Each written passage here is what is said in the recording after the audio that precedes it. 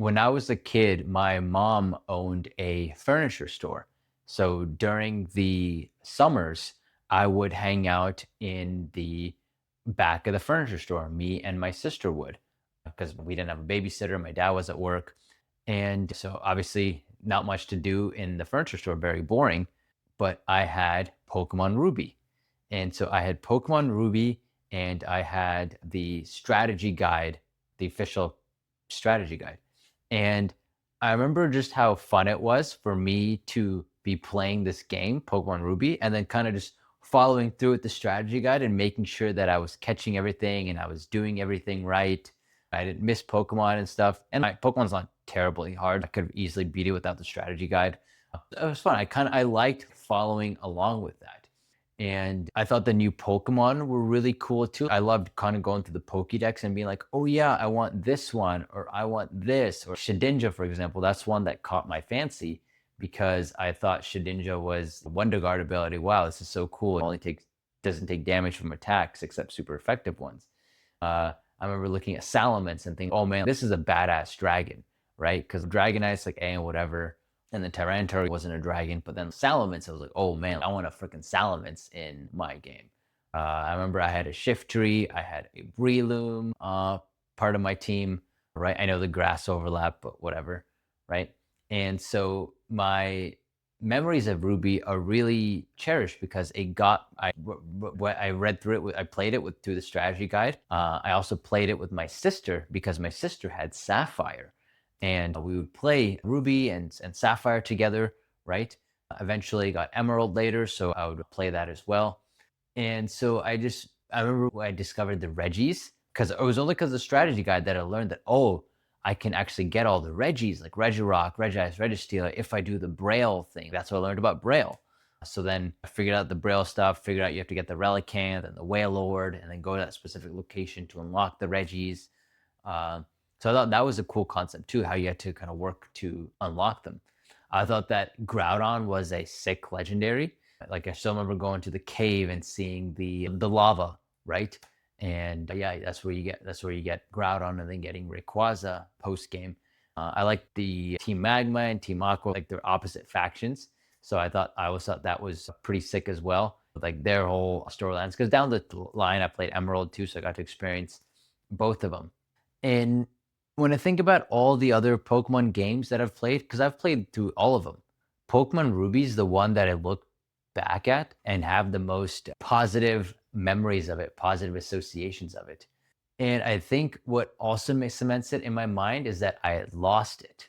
And that's what makes it bittersweet. Because what ended up happening with my Pokemon Ruby was my cousin had gotten Yu Gi Oh! The Sacred Cards around that time. And so we said, okay, why don't we trade? I'll trade you for you. I get Yu Gi Oh! You get my Pokemon. And we play through it and then we'll exchange it back, right? And so here's the deal. And so we're doing that. And I vividly remember this. So I was over at my cousin's house, and so I'd beaten Yu-Gi-Oh already, and he was about to beat Pokemon. He was at the Pokemon League, and I think he may have been in the league, like being like the first two or three people. Yeah, and so we're hanging out, right? And I forget what happened, but she was showing me something on the cartridge, which also side point, like the cartridges were so sexy, like the Omega Ruby cartridge, or like the regular Ruby, the Sapphire cartridge, Emerald, like the green, the red, the blue, like just see, like even the yellows, like that's how they made these back in the old day. Now they're just like standard gray cartridges. They don't have the love and the soul that they used to have. And Ruby and the Fire Red, easily the most beautiful cartridges. But yeah, so my cousin takes out the cartridge, right, to show me something. I forget what. And so when he's taking it out, he accidentally loses control of it and it falls.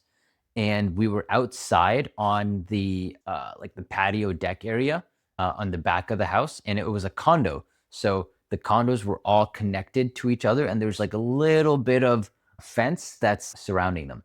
And I literally watched this cartridge fly out of his hand and then land in that fencing in between the two houses. Imagine a space like this, and it's all in between the houses. And I remember me and him looked at it from above, and you can see it. And so we can see it. We can literally see the Pokemon Ruby, but I'm not able to reach it. He's not able to reach it. Couldn't find a stick that was like long enough to get it. There's no way that you can crawl to get it. It was deep in between the houses. And I remember just looking at him, and he just looks at me and he's, man, I'm sorry. And I was just like, fuck, my Pokemon Ruby. And so I was like, well, I guess I get to keep your sacred cards then. And he's like, yeah, whatever. And so I had the Yu-Gi-Oh! The sacred cards, but that Yu-Gi-Oh! Cartridge was not colored. The Pokemon cartridge, like that was the real value, right? That was the one that's the sweetness. And so I think that's why I'll hold. So I never played that Pokemon Ruby game ever again, because then after I got Emerald. And so that's why I always hold Pokemon Ruby as my favorite Pokemon game. I also remember Sharpedo, one of the coolest mother effers in all of Pokemon, having Sharpedo and the Surf Crunch combo, right? I mean, you get to fight your dad as a gym leader. And man, that Slaking is like, I remember that Slaking was something else, and it was a killer. I think it knew Facade and Focus Punch, and so I would just get Focus Punched all the time by the Slaking, even with its truant ability. I know that they say that Pokemon Ruby is 7.8, too much water. Maybe looking back at it, but I don't think it's too much water. I thought it was fine when I was played it as a kid. I recently just beat Pokemon Emerald on my phone, and recently as of 2 weeks ago. And there's a little bit of water, but I don't think it's obscene. And you just use the red repels and you're fine. Oh, you get to dive too. Diving was introduced in the game, and I thought that was cool as well, right? It's like this whole new world that gets opened up. But yeah, I just wanted to glaze Pokemon Ruby a little bit. I don't think they make Pokemon games like that anymore. I haven't felt excited for a mainline game probably since after X and Y, because I didn't even know it was Sun and Moon. Yeah, I didn't care about Sword and Shield. I beat 4 gyms. What's after that? Scarlet Violet. It took me 2 or 3 years to beat, and then I didn't even get it at launch. And I actually beat it on the Switch too.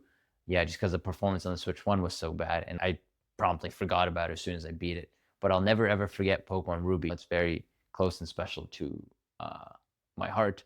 And now it became a connecting moment between me and my cousin, because now we look back and we laugh, right? Me and my sister, like, we'll laugh. Remember the time when JJ's our cousin, and JJ threw the Pokemon Ruby and you lost it? I was like, yeah, oh my God. Like, looking back, it's a thing that connected us, right? It connected us as kids playing these video games together. And now we get to kind of keep those memories and stay connected as adults. Yeah, I'm curious what your favorite Pokemon is, or Pokemon game is, right? If you are, or if you want to support the cosplay community, best way to do that is check out Cosplay X Couture. It's our fashion runway show that we have in Miami, New York. The whole goal is to elevate cosplay and bring it into mainstream fashion and media. That's the whole mission of it, because I think that our cosplayers' work is neglected and deserves more attention than it should. And I just want to bring this culture to everyone. So that's the mission of it through through this channel, as well as Cosplay Couture. So definitely check that out. Otherwise, I'll see you in the next video.